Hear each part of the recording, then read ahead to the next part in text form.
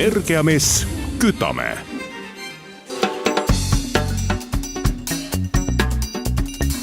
Energogen tegeleb siis igapäevaselt päikesepaneelide süsteemide projekteerimise paigaldusega, pakume kliendile täislahendusi võtmed kätte meetodil, aitame kogu paberimajandusega, nii et kliendil on võimalikult vähe ise vaja toimetada.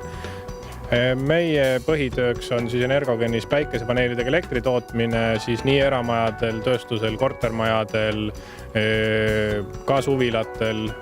Täna oleme kortermaja katusel, kus siis üldtarbimiseks toodetakse omal energiat, kasutatakse katusepind kasulikult ära.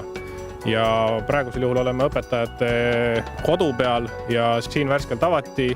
Siia on paigaldatud 35 kilovatti süsteem, toodab ta sel ajal, kui päike paistab.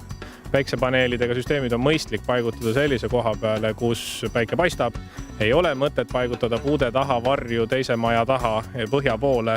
Päiksepaneelid on mõistlik Eestis panna lõuna poole ja süsteem töötab automaatselt, ei pea lülitama. Ja meie aitame kliendil ära teha algusest lõpuni täis teenuse, kui võtmed kätte, aitame paberimajandusega, liitumispaberid aitame ära teha, toimetame ka ehitusloa ja kasutusloa paberitega. Ja erakliendi jaoks tasuvusaeg on hästi jämedalt 9–10 aastat tänaste hindade juures. Kortermajadel, ettevõtetel on ta 7–8 ja edasi sealt juba allapoole tulevad, kui PRIA või KredExi toetustega süsteemi ehitatakse. Ja süsteeme paigaldada saab aasta ringi.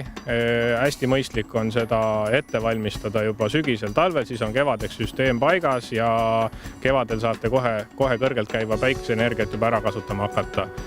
Protsess ise võtab mõned kuud üldjuhul aega, kuna paberimajandus ja dokumentide vormistamine ametiasutustes võtab mõne aja. Paigaldustöö ise võtab mõnest päevast mõne nädalani üldjuhul, suuremate objektide puhul võtab ta rohkem aega. Süsteem on automaatne, töötab ilma inimese vahele segamiseta. Kui majas on tarbimine, tarbitakse päiksest tulev energia ära. Kui tarbimine on suurem, kui on süsteemi tootlikkus päikese poole pealt, siis ostetakse täiendav energia juurde. Kui suvisajal ajal näiteks, kui ei ole kütteperioodi, kui tarbimist on väiksed, siis ülejääk müüakse võrku. Ja selle arvestamise jaoks on võrguettevõtja pannud siis kliendile liitumispunkti kahtepidi lugeva arvesti.